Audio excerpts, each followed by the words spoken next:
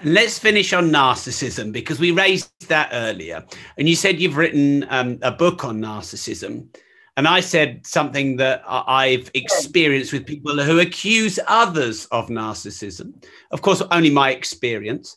And I understand that your mother had a narcissistic personality disorder from our research.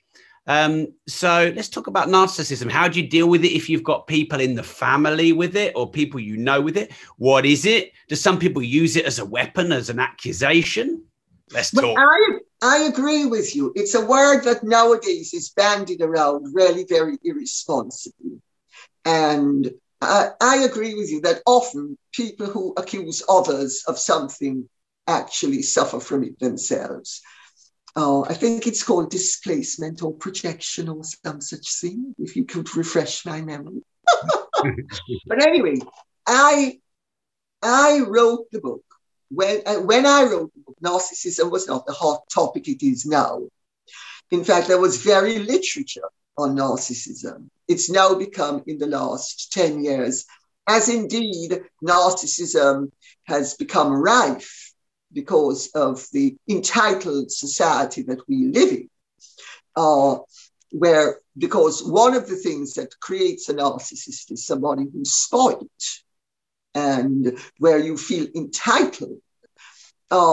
But Erica Freeman, who is one of the most eminent psychoanalysts on earth, she was a friend of my sister-in-law, Jeannie's, and she was a friend of another friend of mine who will remain nameless because she has a very eminent name, but she's very private, so I'm not going to mention her name.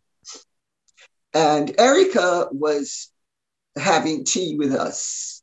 We were in New York together. And Erica said that I should write a book on money because at the time there was very little literature on the subject and none really from somebody who had survived narcissistic personality disorder. And as Erica put it, she said, you're very spiritually and emotionally evolved and you will be able to make a contribution to the subject. I was horrified. I said, oh, Erica, are you absolutely nuts? It's my mother. I couldn't write. She said, think about it, because you really could do a lot of people some good. Write it. And she kept on at me. And so I thought, well, once I thought about it, I thought, well, I need to ask my sisters, because it's their mother as well. My brother by then was dead. So I didn't need to ask him. My father was dead. My mother was dead. I couldn't have done it if Mummy was alive. It would have been too disrespectful. But they're all dead, so it doesn't really, it's not going to harm them. So I asked my sisters if they would mind, and they said, no, fine, go ahead. After it was written, one of them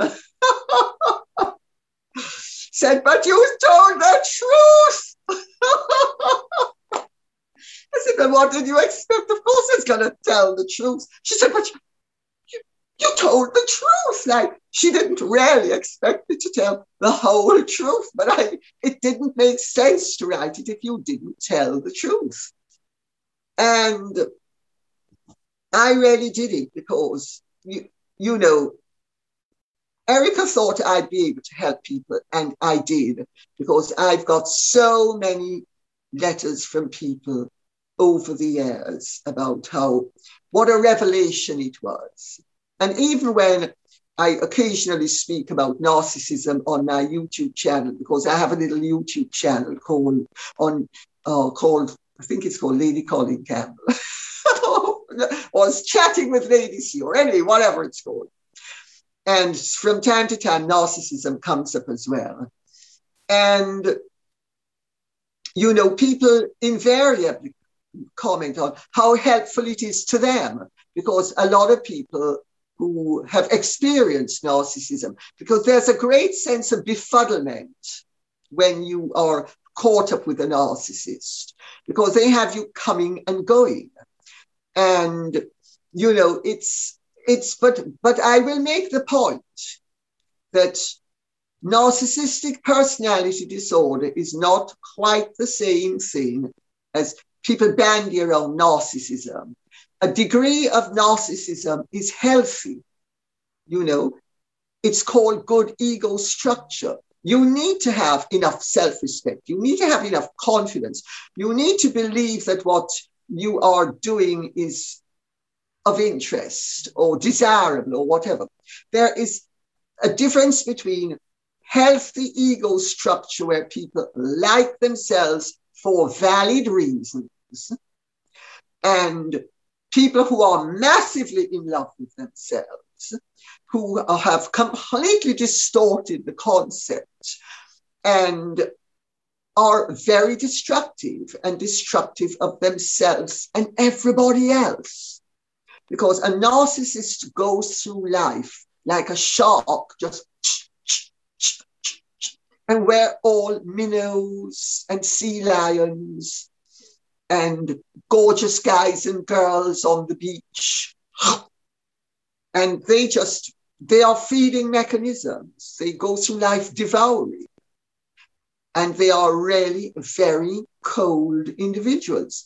But they're often rather more intelligent than the average person. And they learn from an early age how to put on masks that work for them. They develop narcissistic techniques and they develop the ability to dupe you. And they love duping people. They love it. And they are extremely resourceful. I mean, they have imaginations in terms of destructiveness that none of us who would be a normal person could ever think of. And sometimes it's only after you've been put through yet another ringer that you think, well, why did they do what they did?